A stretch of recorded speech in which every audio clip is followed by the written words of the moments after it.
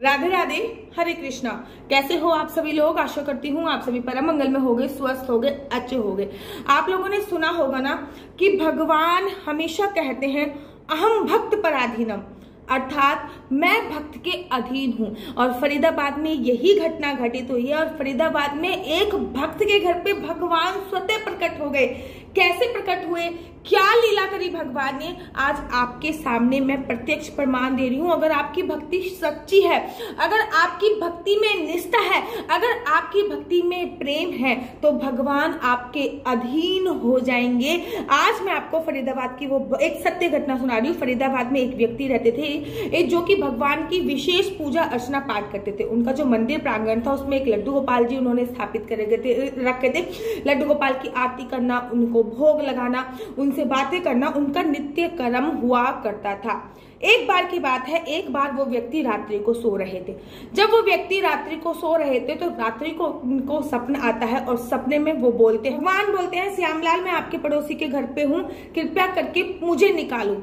फटाफट से श्यामलाल की आंखें खुल जाती हैं और जब श्यामलाल की आंखें खुलती है तो श्यामलाल उठ के बैठ जाते हैं और देखते हैं कि ये केवल और केवल एकमात्र सपना था, इसमें कोई भी सच्चाई नहीं थी। लेकिन सुबह जब वो पूजा अर्चना वंदना करने जाते हैं तो वो लड्डू गोपाल से हाथ जोड़ के प्रार्थना करते हैं कि कल रात को आपने सपना दिया था कि मैं आपके पड़ोसी के घर पे हूँ, कृपया जाके मुझे निकालिए। लेकिन मेरे पड़ोसी का वो प्रॉपर्टी है, मैं कैसे कहूं कि वो खुदाई स्टार्ट करे, मैं कैसे कहूं कि यहाँ पे खोदो, यहाँ पे भगवान निकलेंगे, मैं नहीं कर सकता ऐसे।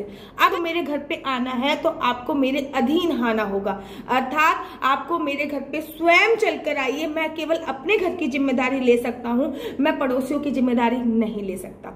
अगले दिन वो व्यक्ति दोबारा सो जाता है और कुछ दिनों के पश्चात वो देखता है कि उनके घर पे, जब वो सुबह उठ के देखता है कि उनके घर पे, घर की दहलीज से प्रारंभ होते हैं, घर के मेन गेट से प्रारंभ होकर उनके मंदिर तक चंदन के पांव के निशान है।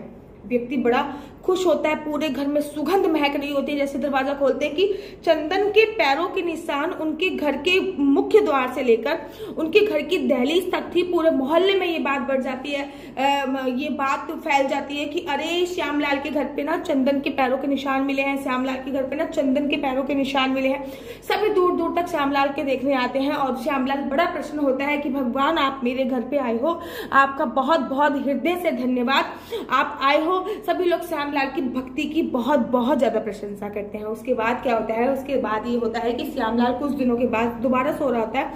श्यामलाल को फिर से सपना आता है कि श्यामलाल इस कमरे के नीचे मैं हूं, मुझे निकालो, मैं तुम्हारे घर पर आ चुका हूं और अब मैं इस कमरे के नीचे हूं, मुझे निकालो। अगले दिन जब श्यामलाल उठता है तो श्यामलाल को ये सपना आता है कि भगवान सपने देते हैं कि आपके इस कमरे में, इस जगह पे मैं विराजमान हूं, मुझे बाहर निकालो।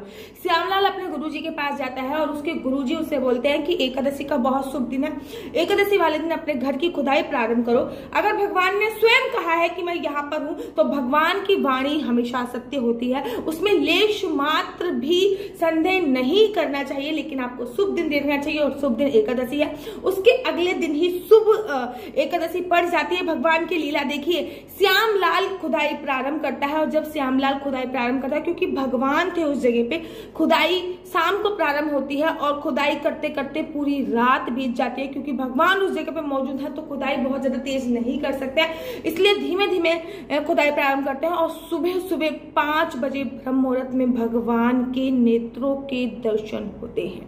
भगवान के नेत्रों के दर्शन होते हैं। भगवान जी, मैं आपको फोटो दिखा रही हूँ, कुछ इस अवस्था में वहां पर लेटे हुए प्राप्त होते हैं। सोचिए, कलयुग में भगवान पड़ोसी के घर से चलकर अपने भक्त के घर पर आए और अपने भक्त के घर पे आने पे भी भगवान ने दर्शन दिए। लोग कहते हैं दीदी, सब लोग कथा सुनाते हैं, त्रेता युग में ये हुआ था, द्वापर युग में ये हुआ था, सतयुग में देखो। कलयुग की कोई कथा है क्या? कलयुग का ये जीता जागता प्रमाण है, जो कि अभी कुछ दिन पहले जो एकादशी गई है उस एकादशी पर ही ये सब कुछ हुआ है। अधिक मास की एकादशी जो कि 3 साल में एक बार आती है, इस पर ये सब कुछ हुआ है। फरीदाबाद की सत्य घटना है जो कि बहुत ज्यादा तेजी से वायरल हुई है। आप लोग जरूर और जरूर उनके दर्शन कीजिए, जो कोई कुछ इस प्रकार से दिखते हैं। अब फरीदाबाद में तांता लगा हुआ है लोगों का, लोग भगवान के दर्शन करने के लिए पहुंच रहे हैं और भगवान की छटा इतनी सुंदर है कि श्यामलाल फूले नहीं समा रहा है। प्रत्यक्ष प्रमाण है कि भक्त कि भगवान यह कहते हैं कि अहम भक्त पराधीनम, मैं भक्त के अधीन हूं, ये प्रत्यक्ष प्रमाण है। आशा करती हूँ कि आप लोगों को मेरी वीडियो अच्छी लगती होगी। अगर आप लोगों को मेरी वीडियो अच्छी लगती है तो आप अपना YouTube चैनल हरि बोल को लाइक शेयर सब्सक्राइब करना बिल्कुल भी मत भूलिए। तब तक के लिए मुझे दीजिए इजाजत।